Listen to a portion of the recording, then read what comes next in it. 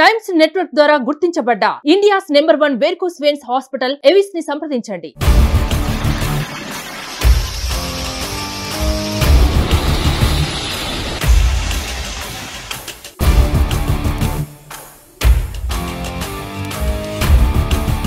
Welcome to Suman TV. Hydraa ఎప్పుడైతే కూల్చివేతని మొదలుపెట్టిందో అప్పటి నుంచి FTL బఫర్ జోన్ అనే పదాలు రిపీటెడ్గా వినిపిస్తున్నాయి. అనేక మంది హైదరాబాద్ శివారుల్లో ఇళ్లను కొనుక్కున్న వాళ్ళు ఇప్పుడు ఈ FTL బఫర్ జోన్ పేరు విని భయపడిపోతున్నారు. తాము ఎంతో కష్టపడి రూపాయి పోగేసుకొని దాచుకున్న డబ్బుతో ఇల్లు కొనుక్కున్నాం, ఆ ఇల్లు ఇప్పుడు చెరువులో ఉందా, FTLలో ఉందా, బఫర్ జోన్లో ఉందా అనేది అర్థం కాక సతమతమవుతున్నారు. అనేక కాలనీలు మన సిటీలో హైదరాబాద్ నగరంలో దాదాపు 930కి పైగా చెరువులు ఉన్నాయట. ఈ చెరువులన్నీ కనిపించట్లేదు ఇప్పుడు. అయితే ఈ చెరువులన్నీ ప్లాట్లుగా మారిపోయాయి, అందులో వెంచర్లు వచ్చాయి, ఇప్పుడు ఇళ్ళు కూడా నిర్మాణం అయిపోయాయి, కాలనీలు ఏర్పడ్డాయి. అయితే మీ ఇల్లు ఏ జోన్లో ఉంది, FTLలో ఉందా, బఫర్ జోన్లో ఉందా, మీరు ఎలా తెలుసుకోవాలి? మీ ఇంటికి సమీపంలో ఉన్న చెరువుకి మీ ఇంటికి సంబంధం ఏముంది?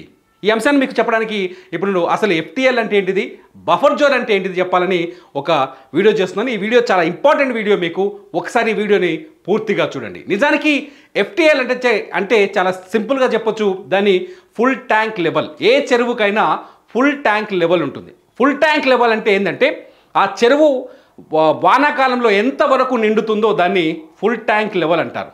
ఉదాహరణకి మీకు ఒక చిన్న ఎగ్జాంపుల్, ఒక ఇమేజ్ని చూపిస్తాను నేను.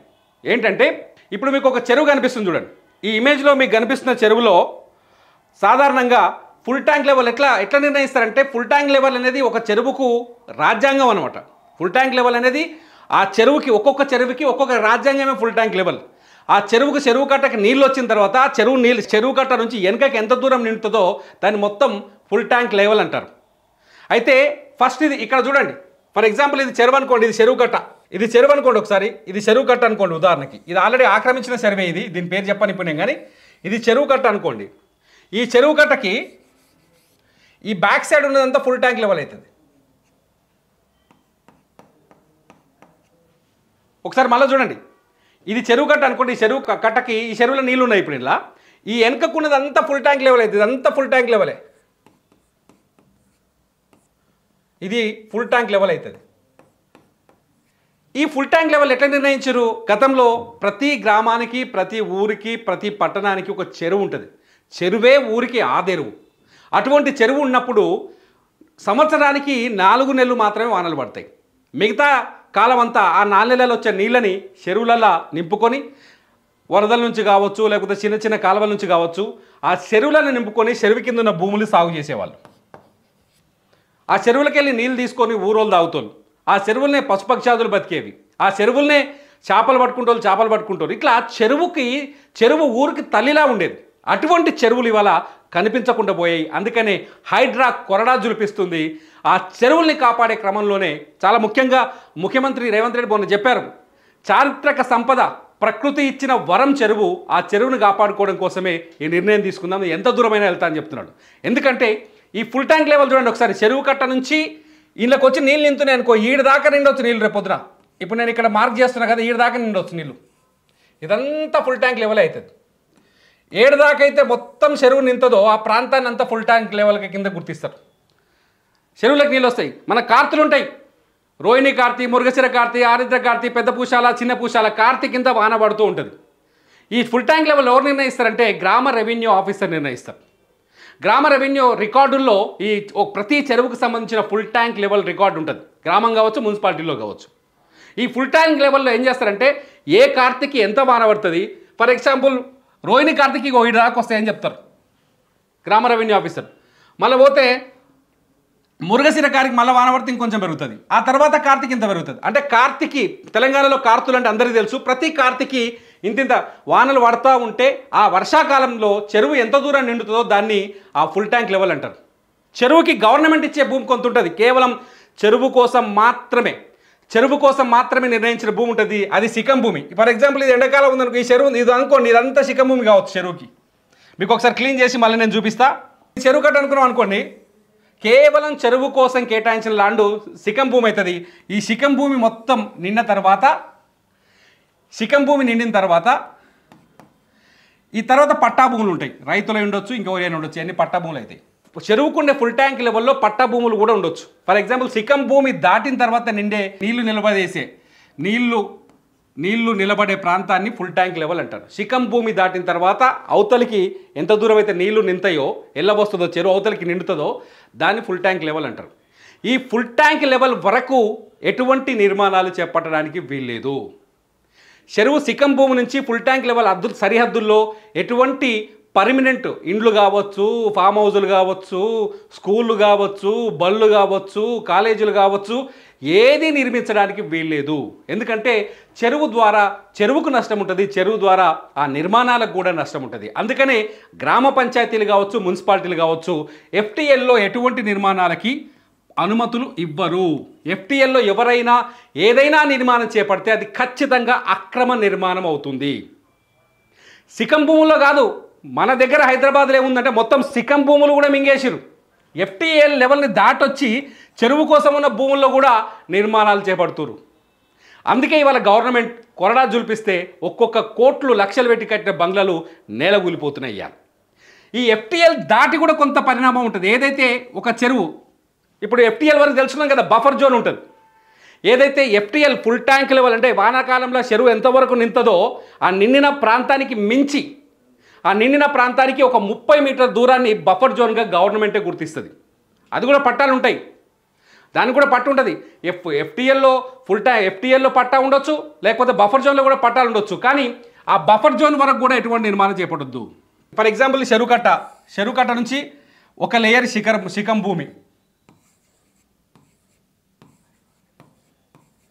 భూమి ఈ తర్వాత శిఖం భూమి దాటాక నీళ్ళు బయటకు వస్తాయిగా, ఇది ఎఫ్టీఎల్.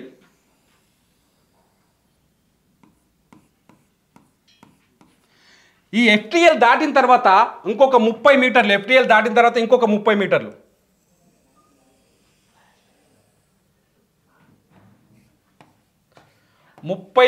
దూరం దీన్ని బఫర్ జోన్ అంటారు. అంటే చెరువుకి పుల్లు నిండిన తర్వాత కూడా ఇంకేదైనా ప్రమాదం ఉండొచ్చు అనే ఉద్దేశంతో ఈ బఫర్ జోన్లను నిర్ణయిస్తారు. ఈ బఫర్ జోన్లలో కూడా ఎఫ్టీఎల్లో ఎటువంటి మార్గదర్శకాలు ఉంటాయో అట్లాంటి మార్గదర్శకాలే బఫర్ జోన్లకు కూడా ఉన్నాయి. బఫర్ జోన్లలో కూడా ఎటువంటి నిర్మాణాలు చేపట్టడానికి వీల్లేదు, బఫర్ జోన్లని ఆక్రమించడానికి వీల్లేదు. కాకపోతే ఇక్కడ ఒక వెసులుబాటు ఇచ్చింది. చెరువు ఊళ్ళల్లో ఉంటుంది కదా, గ్రామీణ ప్రాంతానికి చెందింది ఆ చెరువు. గ్రామీణ ప్రాంతాల్లో ఉన్నప్పుడు ఏం జరుగుతుంది, చెరువుకి పంటలు పండించుకోవచ్చు. ఎఫ్టీఎల్లో పంట పెట్టుకోవచ్చు.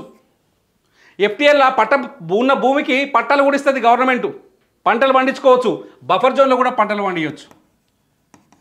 ఇప్పుడు లాజిక్ అంతా గీనే ఉంది.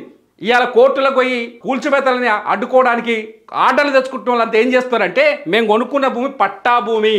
నాగార్జున కూడా ఏదైతే ఎన్కన్వెన్షన్ హాల్ నిర్మించిండో ఆ అక్కినేని నాగార్జున కూడా ఇప్పుడు వాదిస్తుంది, అదే మేము కొన్న భూమి పట్టా భూమి, అది చెరువు భూమి ఎట్లయితుంది అంటాడు నాగార్జున ఎట్లా అంటాడంటే, అది పట్టా భూమి చెరువు భూమి ఎట్లయితుంది, మీరు ఎట్లా నిర్మాణాలు చేపడతారు అంటాడు. సింపుల్గా చెప్తున్నా, నాగార్జున ఎఫ్టీఎల్లో కట్టిండే ఫంక్షన్ హాల్ ఎన్కన్వెన్షన్ కట్టకూడదు కదా. ఎఫ్టీఎల్లో ఉంటే చెరువు ఫుల్ ట్యాంక్ లెవెల్ వచ్చిన మునిగిపోతుంది కదా. ఎన్కన్వెన్షన్ కూడా పట్టభూమి అవుతుంది ఎన్కన్వెన్షన్, కానీ కట్టకూడదు కదా. గవర్నమెంట్ చెప్తుంది అదే. ఏం చెప్తుంది, ఎన్కన్వెన్షన్ పట్టభూమే కావచ్చు నాగార్జున, కాకపోతే అది నువ్వు ఫుల్ ట్యాంక్ లెవెల్లో కట్టినావు, అది కట్టకూడదు, నిర్మాణాలకు అనుమతులు లేవు, నీకు ఇచ్చినోడు ఎవడు పర్మిషన్. ఇప్పుడు అలా కథ అంతా చూస్తా అని చెప్తున్నారు. నీకు పర్మిషన్ ఇచ్చినోడు ఎవడు, ఆ కథ అంతా మేము చూస్తామని చెప్పేసి గవర్నమెంట్ చెప్తోంది. చాలా క్లియర్. మీ భూముల విషయంలో లేకపోతే మీ ఇండ్లు, మీరు కట్టుకున్న ఇల్లు ఎక్కడున్నాయో ఒకసారి తెలుసుకోండి. సర్వే నెంబర్లు మీ గ్రామ పంచాయతీ ఆఫీస్కో మున్సిపల్ ఆఫీస్కో పోతే మీ ఇంటి పక్కన ఉన్న చెరువుకు సంబంధించిన పూర్తి వివరాలు ఉంటాయి. చెరువుకు ఒక రాజ్యాంగం ఉంటుంది. సింపుల్గా చెప్పాలంటే ఆ రాజ్యాంగంలో మీ ఇల్లు ఎల్లుందో చూసుకోరు ఒకసారి. అది ఫుల్ ట్యాంక్ లెవెల్లో ఉందా, బఫర్ జోన్లో ఉందా చెప్పండి. ఫుల్ ట్యాంక్ లెవెల్ అంటే మొత్తం చెరువు పూర్తిగా నిండితే నీళ్ళు ఏడదాకా వస్తాయి, దాన్ని ఫుల్ ట్యాంక్ లెవెల్ అంటారు. ఆ ఫుల్ ట్యాంక్ లెవెల్కి మించి 30 మీటర్ల దూరం ఇంకా ఎక్స్ట్రా ఉంటే దాన్ని బఫర్ జోన్ అంటారు. ఈ బఫర్ జోన్ చెరువుకు మాత్రమే ఉండదు, కాలువలకు కూడా ఉంటుంది. కాలువలు, నాలాలు, వీటన్నిటికి ఉంటుంది బఫర్ జోన్. కాలువలు, నాలాలకు కూడా ఉంటుంది. కాలువలు 10 మీటర్ల విస్తీర్ణం కంటే తక్కువ ఉందనుకోండి, కాలువ కావచ్చు, నాలా కావచ్చు, దాని వెడల్పు, అది ప్రవహించే వెడల్పు ఉంటుంది కదా, 10 మీటర్ల కంటే తక్కువ ఉంది అనుకోండి, దానికి 9 మీటర్ల వరకు బఫర్ జోన్ ఉంటుంది. ఏదైనా కాలువ కానీ నాలా కానీ దాని పక్కన ఏదైనా నిర్మాణం చేపట్టాలంటే ఆ కాలువకు 9 మీటర్ల దూరంలో చేపట్టాలి. 9 మీటర్ల లోపు ఎవరైనా కట్టి ఏదైనా నిర్మాణం కడితే అది అక్రమ నిర్మాణం అవుతుంది. 10 మీటర్లకు మించి ఉందనుకోండి, దాన్ని ఏమంటారు, అది 10 అంటే ఏదో కాలువ కానీ లేకపోతే నది కావచ్చు, దానికి 30 మీటర్ల వరకు బఫర్ జోన్ ఉంటుంది. నది కూడా ఉంటుంది. 30 మీటర్లు దాటిన తర్వాత నిర్మాణాలు చేపట్టాలి. ఒక్కసారి ఆలోచించండి. మన రాజకీయ నాయకులు కావచ్చు, మన రియల్ ఎస్టేట్ ఉన్నోళ్ళు కావచ్చు, లేక్ వ్యూ గెస్ట్ హౌజులు కావచ్చు, లేక్ వ్యూలు కావచ్చు, లేక్ వ్యూ ఇండ్లు కావచ్చు, లేక్ వ్యూ లొకేషన్స్ కావచ్చు, ఇవన్నీ 100% full tank level and buffer జోన్లలో మాత్రమే నిర్మించున్నాయని అర్థం చేసుకోవాలి. హైదరాబాద్ చరిత్ర ఒకసారి చూస్తే ఏం చెప్తున్నారో తెలుసా? హైదరాబాద్లో కుంటలన్నీ కాలనీలు అయిపోయినాయి. దాదాపు 5,000కు పైగా చెరువులున్న హైదరాబాద్ ఇలా 50 చెరువులు కూడా లేవు, కనుమరుగైపోయాయని చెప్తున్నారు. ఇది బఫర్ జోన్ FTL పైన క్లారిటీ. ఎవరైనా మీ ఇల్లు ఎక్కడుందో ఒకసారి చెక్ చేసుకోండి. మీరు మున్సిపల్ ఆఫీస్కి పోయి చెక్ చేసుకోండి. లేదంటే మీ ఇంట్లో కూడా ప్రమాదం ఉండొచ్చేమో. రేపు చట్టాలు రావచ్చు. ప్రకృతి నాశనం అయిపోతుంది. ప్రకృతిని కాపాడుకోవడం కోసం ప్రపంచవ్యాప్తంగా ఉద్యమాలు వస్తున్నాయి. ఈ ప్రకృతి ప్రసాదించిన చెరువుల్ని కాపాడుకోవాల్సిన బాధ్యత మనకుంది. చెరువు ఉంటేనే ఊరికి ఆదెరువు, చెరువు ఉంటేనే మనకు ఆదెరువు. చెరువు ఊరికి అమ్మలాంటిది. మీరేమంటారు? ఫుల్ ట్యాంక్ లెవెల్లో ఉన్న ఇళ్లను కూల్చాలా వద్దా? బఫర్ జోన్ లెవెల్లో ఉన్న ఇళ్లనో లేకపోతే కట్టడాలనో లేకపోతే వ్యాపార సంస్థలను కూల్చాలా వద్దా? కామెంట్ రూపంలో నాకు తెలియజేయండి. నేను మీ కామెంట్స్ పైన ఇంకో వీడియో చేస్తాను. చూస్తూనే ఉండండి సుమన్ టీవీ. మీ బిజినెస్ ఏదైనా మీ ఊర్లో ప్రమోషన్ చేయాలంటే అది సుమన్ టీవీతోనే సాధ్యం. ఇప్పుడే సంప్రదించండి.